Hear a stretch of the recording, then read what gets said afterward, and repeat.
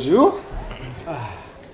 Allez, c'est à toi, c'est toi qui démarre, parce que moi j'ai démarré tout à l'heure. J'étais très bon. Très content d'être avec Patrick Daubert. Bonjour, je m'appelle Patrick. Bonjour, je m'appelle Jean-Marie. Ah, très bien. Bonjour Jean-Marie. Bonjour Jean-Marie. Avec peu de Geekpoa qu'on a Bonjour, arrêté ce matin. Ah non, moi je suis pas Geekpoa aujourd'hui là. Non, je suis non, illustrateur et muse sur. Illustrateur chez Aubert. Attends, mais Inspirateur. auteur de renom. Ah oui, c'est Je suis juste illustrateur moi. Et muse. Ah ouais. Mais, Oui. C'est vrai. Ouais. Et comment ça s'est passé le côté muse? Ah bah tu demanderas à Guillaume Jantet. D'accord. Non mais...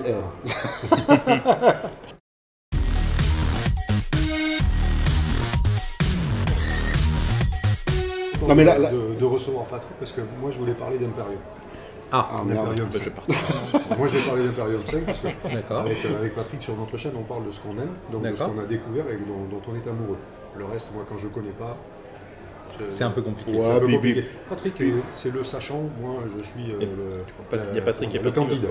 Ouais, c'est Voilà. Patrick, moi. Patrick, lui. Voilà. C'est vrai, mais Patrick, c'est un voilà. sachant aussi. Oui, je oui. sais. Ouais, ouais. Toi, t'es dans le binôme Attends, qu'on le fait, beau. t'es le sachant, moi je suis le candidat. Ok. Moi je prends, voilà.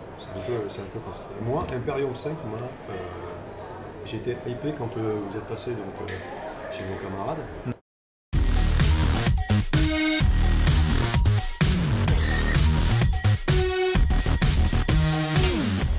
Et j'étais hypé sur l'histoire des secrets.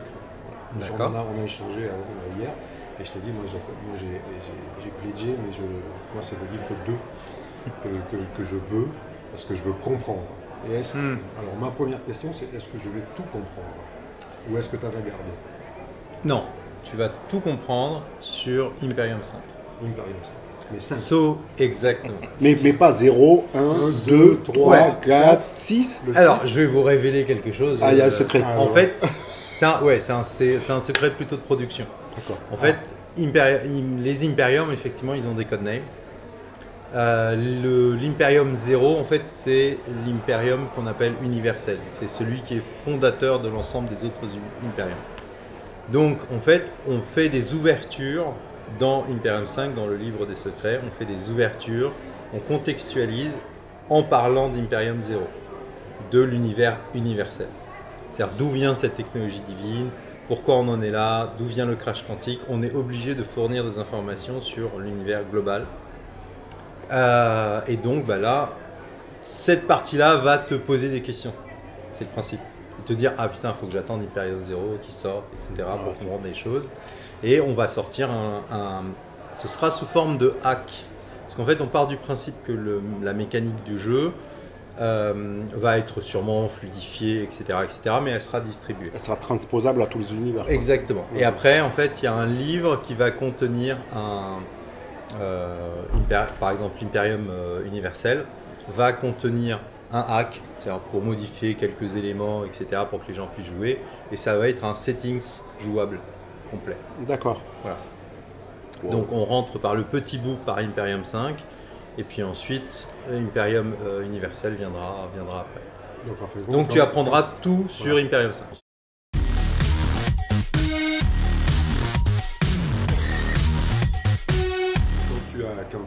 Quand tu avais annoncé, moi je livre tous les secrets, tu nous as roulé dans la farine. Enfin. Il a menti. Il a menti. Je livre C'est tous pas les beau. secrets Et d'Imperium d'Imperium 5. Oui, mais tu n'avais pas dit Imperium 5, tu n'avais pas dit. C'est marqué sur le nom. Non, tu l'as pas dit. Ah Tu là l'as là. pas dit. Après, il fait son boulot d'éditeur, il ment au Je, client pour faire acheter. hein, moi, je tease pour Imperium 0. Je vais pas.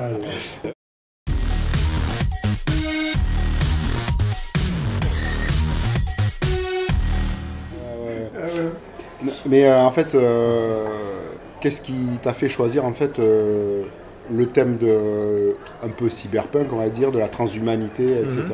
Qu'est-ce qui t'a attiré dans ce thème-là quand tu as créé Imperium? Bah, moi, en fait, au moment où Blade Runner est sorti, je suis tombé dedans. Ouais, complètement. Après, j'ai passé la phase cyberpunk pure, Ouais, chrome, parce que j'aime pas.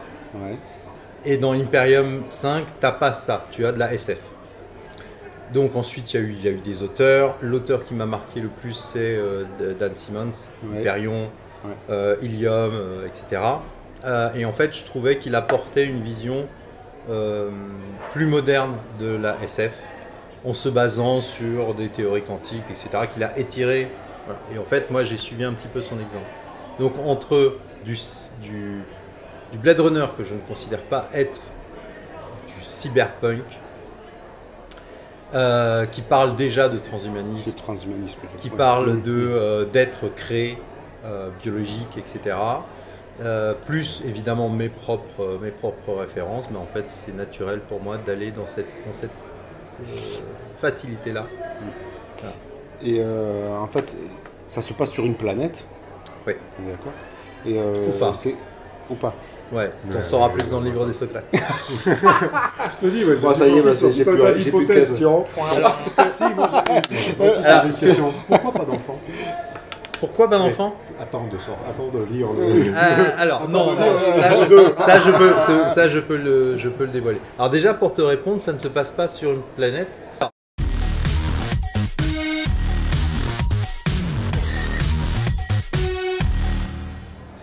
Si tu vas sur YouTube, sur OBA, Oui. tu trouveras une émission où Freux a participé et on parle de l'onde. En fait, la planète, c'est effectivement, physiquement, vous êtes cloisonné sur un système solaire. La planète Imperium 5, qu'on appelle Imperium 5, elle n'a pas spécialement de nom. Elle est effectivement centrale, mais il ne faut pas s'arrêter au réel. Au physique. Ouais, ça, on a bien compris. Ouais. Je- Donc j'espère que ça a répondu à ta question. Oui. Pourquoi pas d'enfants? Parce que pourquoi il y aurait des enfants? Quel est l'intérêt d'avoir des enfants? À part sociologiquement, pour des principes qui peuvent être des principes d'idéaux, des principes quasiment monarchiques de succession, quand tu as une société où en fait tu produis ce dont tu as besoin, Ouais, mais quand que t'as tu pas... déshumanises et que tu transformes en données et en énergie toute chose. Mais l'enfant, c'est la transmission aussi. Et je me La dis... transmission, c'est la donnée. Ouais. Et si tu peux transmettre la donnée, bah, tu la transmets sans avoir besoin de cette notion d'enfant. Ouais. C'est très numérique. C'est très numérique. Mais c'est pas ça que C'est on est sur... Justement, quand on avait fait l'émission, qu'on avait travaillé sur Londres, justement, il y avait tout ce côté qui était ultra numérique. En fait, tu arrives à un moment, tu te dis, ça dépasse beaucoup plus le côté genre, le côté âge, et tu peux arriver sur des choses très profondes. Et quand tu vas très profond dans Londres, tu vas arriver sur des mondes où la donnée, c'est ce qui est le plus important, et ce que tu vas croiser, c'est de la donnée. Mais tu vas croiser des données avec qui tu vas discuter, enfin, tu vas rentrer en contact. Et donc, le côté enfant, c'est vraiment quelque chose de très centré sur nous, à l'heure actuelle, parents de jeux de rôle, et de nos valeurs à nous, qui ne sont pas forcément celles qui sont portées dans Imperium 5 et dans les différents univers de l'Imperium. En tout cas, c'est ce que j'ai la donnée, elle est instantanée, elle n'est valable que si elle est partagée. Comment est-ce qu'on partage une donnée si on ne la transmet pas à un enfant? C'est-à-dire que là, dans le monde de la donnée, elle existe. Du moment où elle est créée, elle existe. Oui. Parce que la donnée, n'importe qui crée de la donnée. Oui. D'accord. Mais Imaginons qu'on soit dans l'onde. Va Je vois pas, j'ai du mal à part dans l'onde, tu vois, par Tron. Voilà, moi D'accord, j'essaie de me ok. figurer Tron. Moi, je suis parti là-dessus. D'accord. Donc une donnée, elle existe, voilà, elle est là. Alors, Mais est-ce qu'à un moment, une donnée, c'est, tu vois, en fait, moi, quand je vois cette pièce et que je suis dans le monde d'Hyperium, tout est donné. Ça, en fait, cette table, c'est une structure de données. Si j'ai l'énergie pour, je peux la dupliquer ou je peux la désintégrer. Parce que, et toi et moi-même, on est des données. c'est un mélange. Alors, je suis désolé de la comparaison, parce que Non, ça fera non, pas besoin.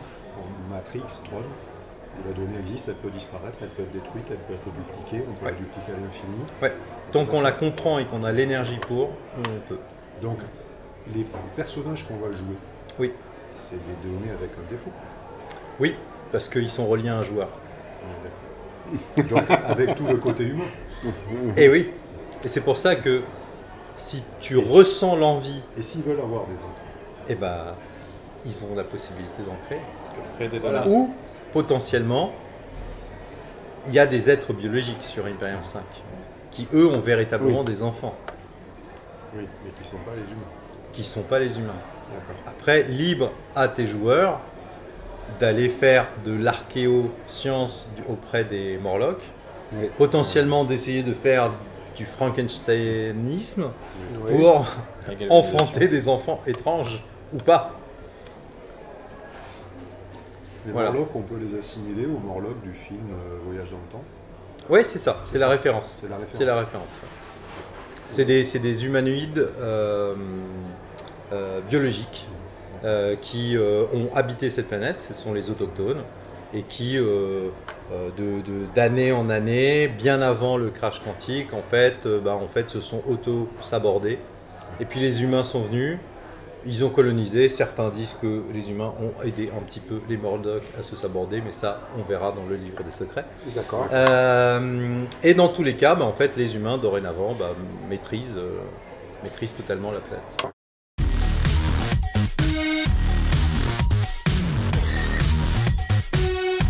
Donc dès que j'ai Imperium 5, en fin de compte, je dors plus. Je dors plus, j'arrive plus. C'est pour ça, en fait, qu'on te conseille fortement de le lire comme une encyclopédie. C'est-à-dire, en fait, article par article, ce qui t'intéresse, tu laisses de côté. Tes joueurs te disent, j'ai envie de découvrir Londres. Et tu vas lire la section de Londres et tu maîtrises. Et tu leur donnes des réponses à propos de Londres. Puis à un moment donné, ils vont te dire, ah ouais, mais en fait, les Morlocks m'intéressent. Est-ce que vous êtes tous d'accord autour de la table? Ok, c'est parti. Je regarde cette section-là. Et je vous fais des scénarios réponses. C'est le premier jeu quand même où il y a la découverte du MJ en fonction de sa table. C'est quand même c'est un concept bizarre. D'habitude, il faut que le MJ ait tout croqué et tout bouffé pour pouvoir faire. Pas nécessairement. En fait, l'idée c'est que c'est soit. Alors je suis un fainéant. Soit j'écrivais une campagne. Soit j'écrivais une campagne. Et pour moi, c'est painful, c'est pénible d'écrire, donc je le fais. Mais j'allais transmettre ma campagne telle que je l'ai jouée avec mes potes, mes références et mes bêta-testeurs. Qu'est-ce qu'ils en ont à faire, les joueurs qui vont prendre l'univers, de mon expérience à moi. Donc, l'idée, c'est comment je peux transmettre un background global, donc d'où les campagnes. Et ensuite, comment je peux dire aux joueurs, ok, vous êtes dans un espèce de sandbox, je vais vous aider, je vais vous révéler tous les secrets. Dans chacun des secrets, je vais vous relier des NPC, des groupes, des lieux, et vous allez faire votre mécanique. Et je vous fournis un module, un processus pour dire, ok, je vais faire un scénario réponse, j'ai besoin d'un événement initial, j'ai besoin d'éléments clés, je dois transmettre telle information là, et je dois vérifier chacune des actions des joueurs, est-ce qu'elle a une répercussion sur les horloges millénaristes. Voilà. Et là, en fait, je fais avancer la trame de mon histoire. Et je conçois avec mes joueurs, je conçois mon univers à moi, mon Imperium à moi. Et toi, quand j'ai lu, moi, donc la première version versus 0, là, j'ai eu l'impression que c'était un gros bac à sable, en fait.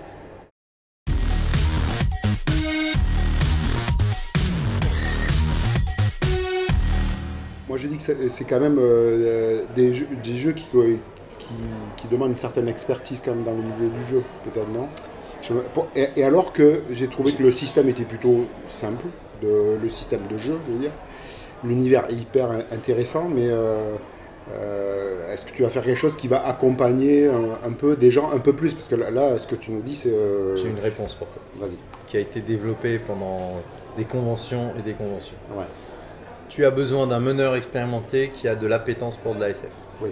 Si tu n'as pas pas besoin d'un meneur de dingue, qui fait ça à la volée, la main, avec un pied levé, etc. Tu as besoin de quelqu'un qui a déjà masterisé, qui connaît son qui groupe. aime la SF. Et il faut qu'il aime la SF. Ouais. En fait, il faut qu'il ait des références SF. Ouais. Les joueurs, ça peut être n'importe qui. D'accord. On est allé à Sortilège. Ouais. Je suis arrivé, hop, il y avait des gens qui s'étaient inscrits. Comme d'habitude, je demande les noms, les prénoms, voilà. Ouais. Et je demande aux gens quel est leur niveau d'expérience dans le domaine. Ouais, voilà. Ouais. Quel est aucun joueur. Il y avait aucune expérience, zéro expérience. Et ça s'est super bien passé.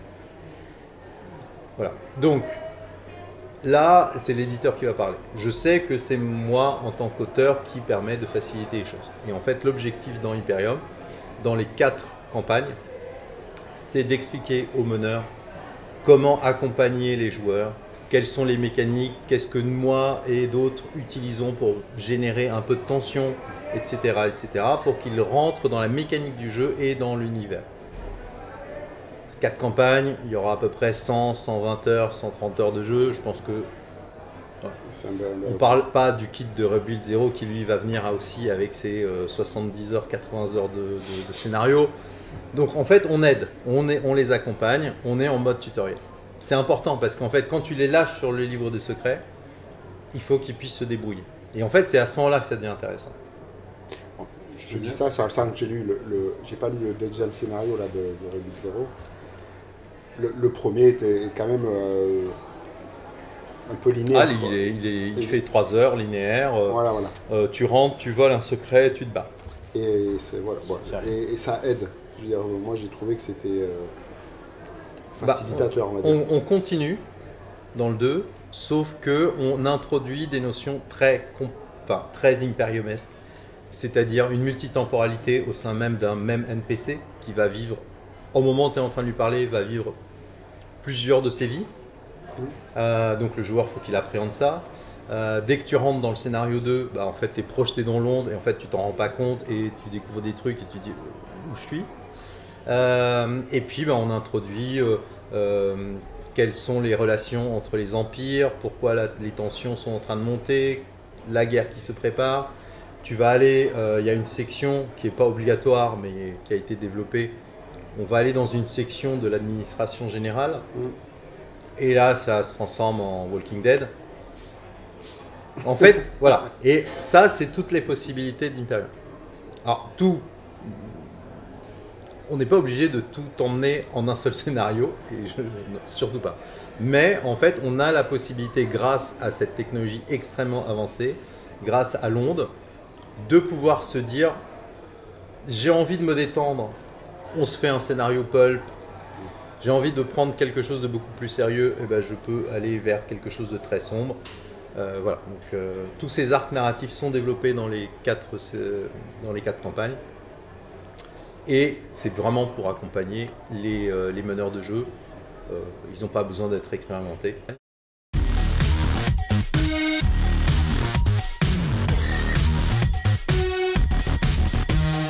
les joueurs découvriront progressivement. Et puis ils vont se noter des questions en disant ouais, mais c'est débile, on s'arrête jamais dans Hyperion 5. Et non, c'est long. En fait, t'as pas besoin de dormir. Ouais. En fait, les joueurs, moi, mes joueurs, ils ont mis 1 an et demi à se dire non mais ok, on a fait ça, mais on n'a pas dormi. Ouais, ok. Vous voulez savoir pourquoi? Parce qu'en fait, vous dormez pas. Vous n'êtes pas obligé de manger. Si vous avez envie de manger, vous mangez. Si vous avez envie de faire semblant de procréer, vous pouvez faire semblant de procréer. Voilà. Il y a toute une chape autour de qu'est-ce que la normalité, qu'est-ce que l'humanité, qui est imposée par ce qu'on appelle l'organisation de Mu, qui va dire l'humanité c'est ça. Et donc on a modifié la conscience des gens pour qu'ils croient qu'ils ont envie d'aller aux toilettes. Mais pas besoin. Puis tu as tout un rapport à la mort qui est assez spécial dans Hyperion. Ouais. Parce que voilà, la mort c'est une petite griffe. Approximativement, quand tu peux te faire rebuild, si tu as le moyen de te faire rebuild, tu peux te faire rebuild. Ouais. Donc ton corps biologique va mourir, mais il va être reconstruit. Et si on te fait pas rebuild, moi ma question c'est si on te fait pas rebuild, comme tu disais, c'est triste. On reste dedans là. On peut ressortir un jour ou pas? Ou est-ce qu'il y a de la perte de données? Il y a de la perte de données. En fait, grâce au crash quantique, en fait, il y a une mécanique qui va générer en fait du chaos et de l'entropie. C'est-à-dire que si tu maîtrisais totalement comme avant le crash quantique la technologie, aucune perte de données, tes rebuilds. Là, en fait, on redécouvre la technologie du rebuild. Ils la maîtrisent pas du tout. Ils savent qu'en appuyant sur cette séquence de boutons, ils rebuildent quelqu'un. Mais quelles sont les conséquences? Vous verrez sur les feuilles de personnages des pré-tirés, il y a une section Rebuild, il y a 12 espaces. Qu'est-ce qui se passe quand on est mort une 12e fois? On va attendre le livre 2. Il a toujours peur de la gorge, son livre. Hein. Ouais. Je le veux. Je te dis pas, je suis comme ça. Ouais, Je le veux.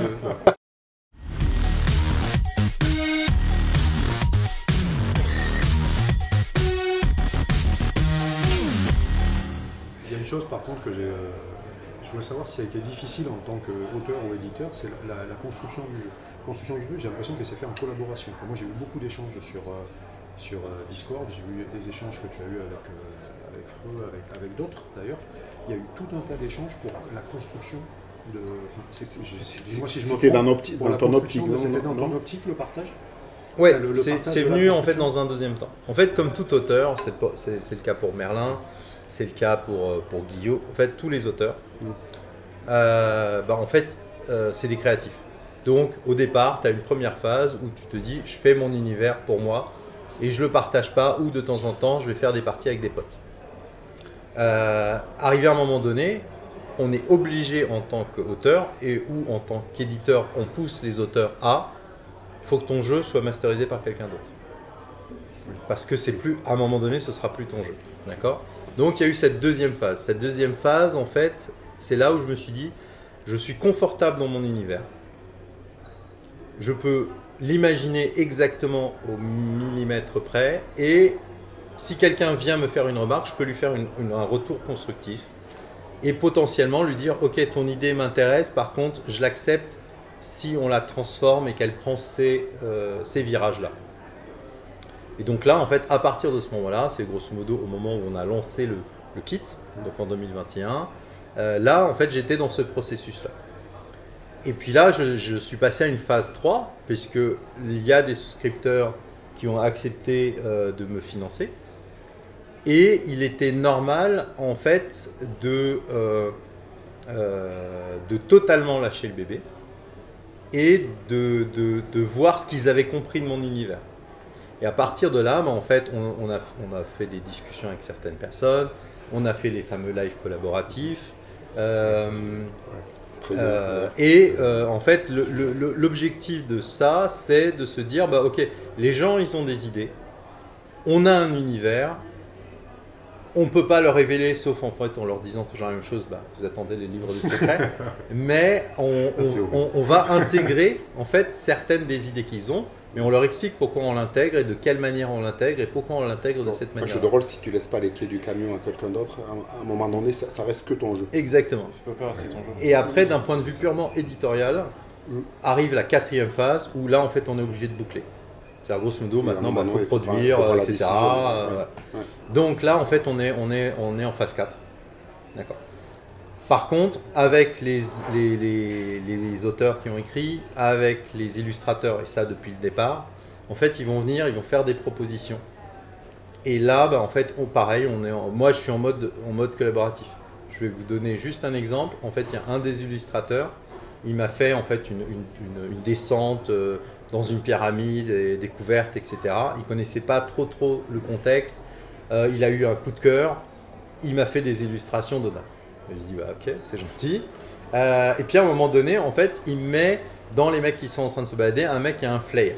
Tu vois, le truc qui dégage de la fumée. Et là, tu dis, bah ouais, mais non, mais dans le monde d'Imperium, tu ne vas pas t'éclairer avec un truc, tu vois, qui balance de la fumée. Et donc là, en fait, c'est une réflexion, une obligation pour moi de me dire, en fait, qu'est-ce que fait le gars? Peut-être qu'il est en train de projeter des nanobots. Voilà. Et donc, je peux me raconter une histoire et je l'intègre dans ma narration et il la comprend. Voilà. Donc, le but, c'est en permanence, en fait, d'adapter mon univers pour qu'il reste cohérent pour moi et d'accepter ce que les autres vont proposer. Maintenant, moi j'ai une autre question. Tu as parlé de 4 phases. Ouais. La création de l'auteur seul, celle où on lâche un peu le bébé, Ouais. celle où on met tout en place, etc.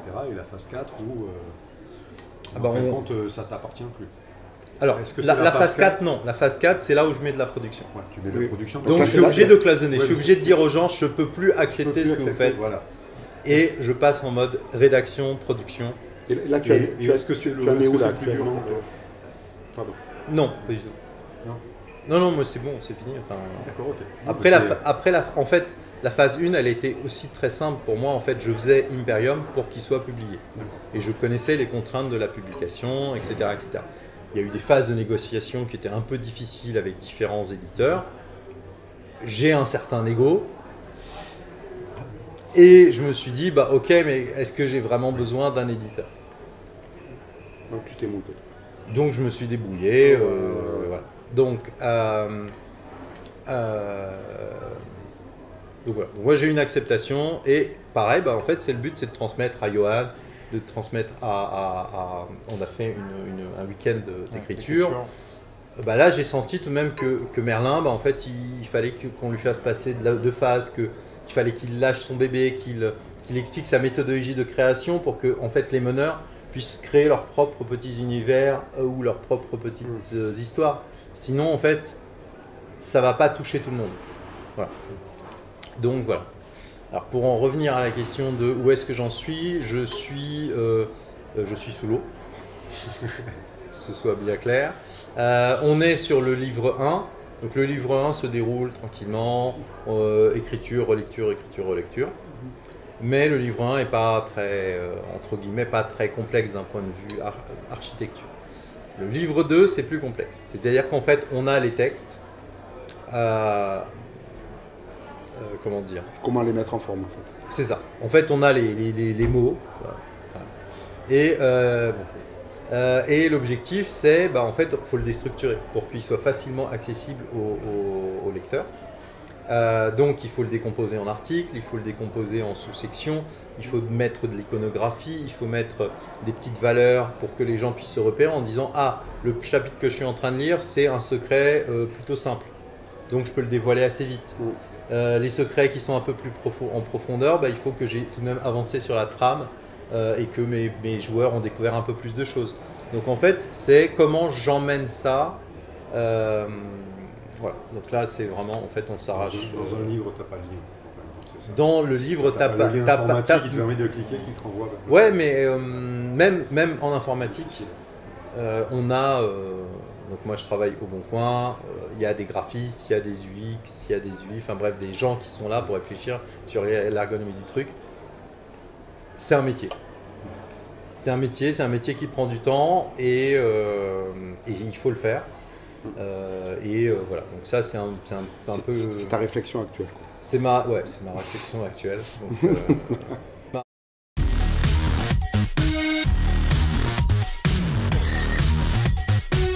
pour conclure, je suis une petite donnée qui attend les données. c'est mignon, c'est mignon. Ouais, c'est mignon. Voilà.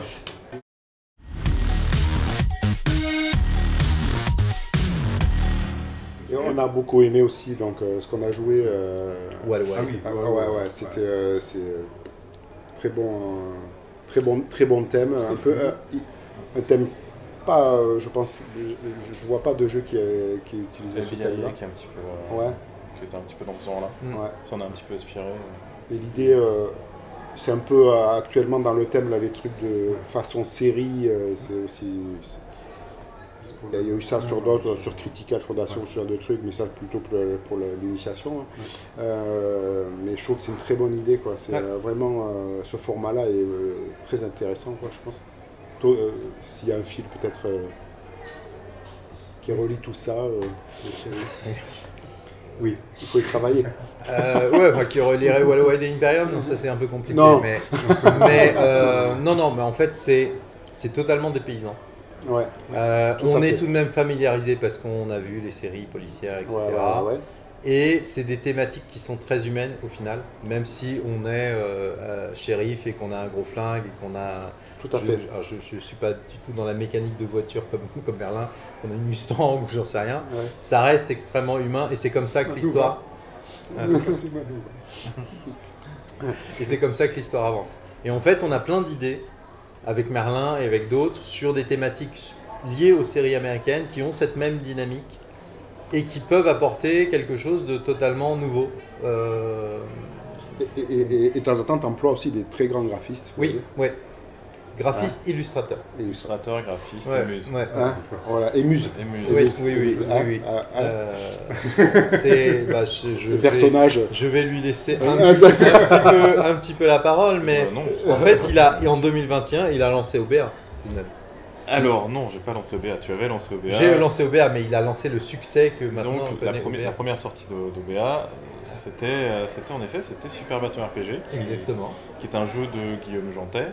75 exemplaires. 75 exemplaires pour la première édition. Pour la première édition. Parce qu'après, il y a eu les deux autres. Il y a eu les extensions. Exactement. Donc si vous avez un Super Battle RPG chez vous, dites-vous qu'il y a moins de 300 exemplaires en tout, pour l'instant. Et donc le principe, c'est une mécanique super simple. Enfin, Guillaume est très bon sur ce genre de mécanique. Il est excellent dans la mécanique simple, fluide, rapide, efficace, sur des jeux qui vont durer 2 heures grand maximum. Le principe, c'est un dessiné, c'est gagné, mais avec lequel vous allez raconter une histoire. Et ça marche terriblement bien.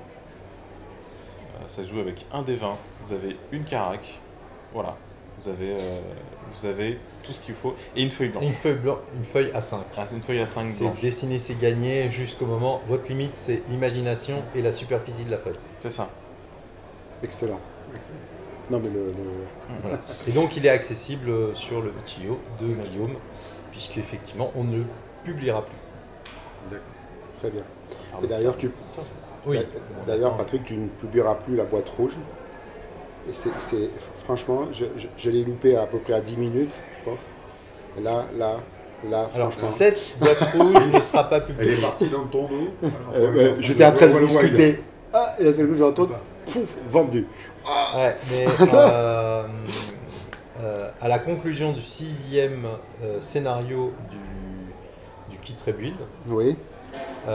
ensuite on fera une boîte rouge qui permettra de ranger Tous les scénarios. tous les 6 scénarios, plus le livre du kit, plus les dés, etc. Ok. Voilà. Je réserve. Avec une jolie référence à Larry Elmore. Même illustration du coup. Toujours Gézard.